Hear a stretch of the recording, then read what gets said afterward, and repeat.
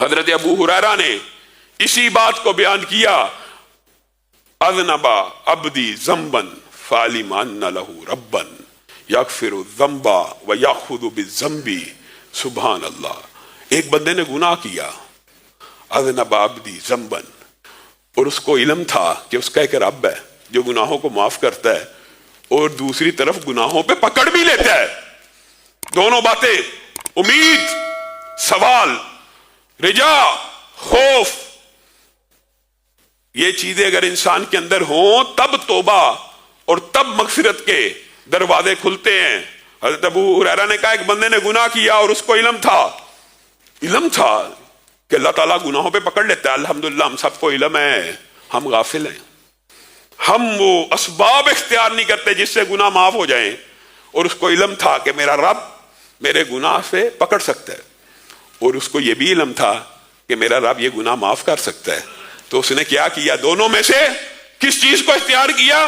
توبہ کو اختیار کیا، اور کہا اللہم اغفر لی، اے اللہ مجھے ادراک ہے تو پکڑ سکتا ہے لیکن میں معافی مانگتا ہوں، گناہ ہو گیا، معاف کر دے۔ اللہ رب العزت نے اس کے گناہوں کو معاف کر دیا۔ پھر وہ بندہ دوبارہ گناہ کے اوپر آ گیا، اذنب عبدی ذنبا، یہ الفاظ 3 مرتبہ حدیث میں ہے، پھر اس نے گناہ کر لیا۔ یہ جو آپ کو بار بار مغالطہ ڈالا جاتا ہے کہ بار بار گناہ کر کے توبہ نہیں ہوتی، جتنے مرضی گناہ لے کے آؤ رب کی بارگاہ میں، جتنے مرضی گناہ لے کے آؤ تو صحیح، توبہ کرو تو صحیح، اللہ رب العزت کیسے معاف کرتا ہے اس حدیث سے اندازہ ہو جاتا ہے۔ پھر اس بندے نے گناہ کیا، پھر اس کو ادراک ہوا گناہوں پہ پکڑا جاؤں گا اور گناہوں کی معافی بھی ہے، تو میں کس کو اختیار کروں؟ معافی کو اختیار کرتا ہوں۔ پھر اس نے توبہ کی، اللہ نے معاف کیا۔ تیسری مرتبہ ایسا ہوا اس نے پھر گناہ کر لیا، اور پھر اس نے کہا اللہ پکڑ سکتا ہے اور اللہ تعالیٰ معاف بھی کر سکتا ہے، میں پھر معافی کو اختیار کرتا ہوں۔ حدیث کے الفاظ ہیں، جب یہ بندے کا ایمان اس طرح ہو جائے، دل میں یہ کیفیت پیدا ہو جائے کہ گناہ کروں گا تو پکڑا جاؤں گا، اور اگر گناہ کر لیا تو توبہ کروں گا، تو تیسری مرتبہ یہ عمل کرنے کے بعد اللہ نے تو اس کا ایمان چیک کر لیا کہ ہاں بندے کو پتا ہے اس کا ایک رب ہے جو اس کو معاف بھی کر سکتا ہے اور پکڑ بھی سکتا ہے۔ حدیث کے الفاظ ہیں، پھر تیسری مرتبہ جب بندے نے گناہ کیا تو اللہ تعالیٰ نے کہا اعمل ما شئت، اب تو نے ظاہر کر دیا، تو نے اپنا ایمان مجھ پہ ثابت کر دیا، جب بھی گناہ کرتا ہے میرے خوف سے میری بارگاہ میں آ جاتا ہے، قد غفرت لک، اب جو جی چاہے کرتا رہے، تیرے رب نے تجھے ہمیشہ کے لیے معاف کر دیا ہے۔ انسان کی زندگی کا خلاصہ یہ ہے، اگر انسان کو یہ ادراک اور شعور ہو جائے کہ اس کا ایک رب ہے جو اس کو گناہوں کی سزا دے گا، لیکن وہی رب اس کے گناہوں کو معاف بھی کر دے گا، تو وہ کس کو اختیار کرے؟ معافی کو اختیار کرے تو اس کا رب اس کو معاف کر دے گا۔ ہمارے دل گناہوں سے آلودہ، اور یہ ایک لمبا چوڑا باب ہے، کبھی موقع آیا اس والے سے تفصیل سے بات کریں گے۔ فی قلوبہم مرض، دلوں میں بیماریاں پیدا ہو جاتی ہیں، نفاق کی، فی قلوبہم زیغ، دلوں میں کجی پیدا ہو جاتی ہے، کس وجہ سے؟ گناہ کی وجہ سے۔ گناہ بندہ کرتا ہے تو دل کے اوپر ایک سیاہ نقطہ لگتا ہے، وہ بڑھتا چلا جاتا ہے، کالا ہو گیا، مرض پیدا ہو گیا، زیغ پیدا ہو گیا۔ پھر جب یہ بڑھتا چلا گیا، کلا بل ران علی قلوبہم، ان دلوں کو زنگ لگ گیا۔ جب دلوں کو زنگ لگ گیا تو دلوں کے اوپر قفل لگ گئے، تالے لگ گئے۔ افلا یتدبرون القرآن ام علی قلوبہم اقفالها، ان کے دلوں پہ تالے لگ گئے۔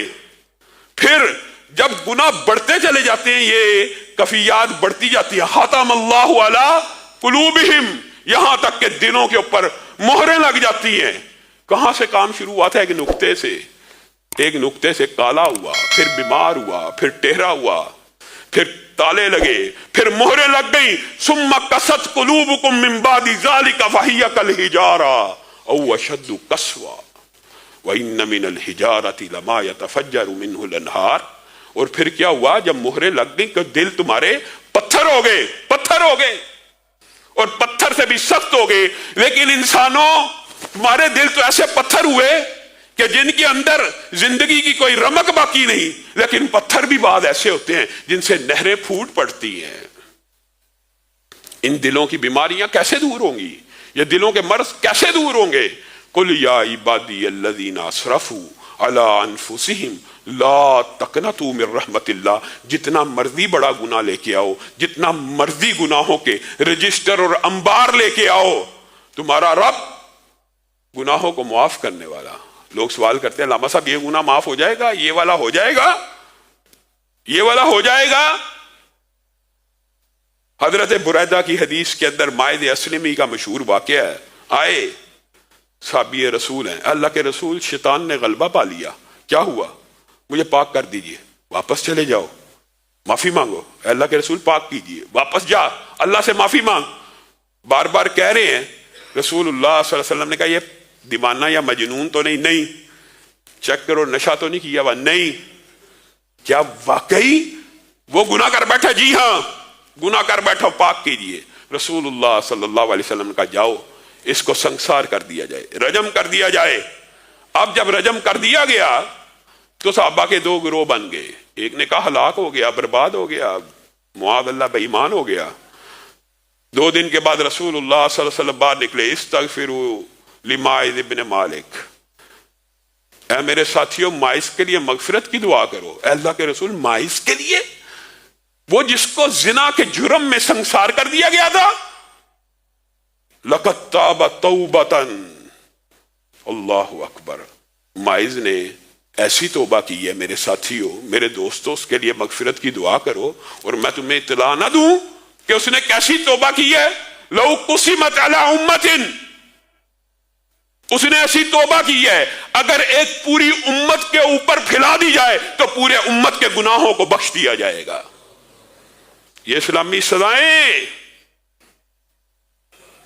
وحشیانہ نہیں ہیں، یہ اسلامی سزائیں معاذ اللہ کچھ لوگ سمجھتے ہیں کہ قرون اولیٰ کی پتھروں کے دور کی وحشیانہ سزائیں، یہ جسموں کو گناہوں سے پاک کرنے کے لیے، یہ ایک احساس ندامت کے لیے ہے۔ انہوں نے رضاکارانہ طور پہ اپنے آپ کو پیش کیا تو اللہ نے رہتی دنیا تک ان کی اس توبہ کو امت کے لیے رہنما اصول بنا دیا کہ کوئی اس طرح اپنے گناہ سے نفرت کر کے آئے تو صحیح، اس کی توبہ اس اکیلے کو کافی نہیں، پوری امت کو کافی ہو جاتی۔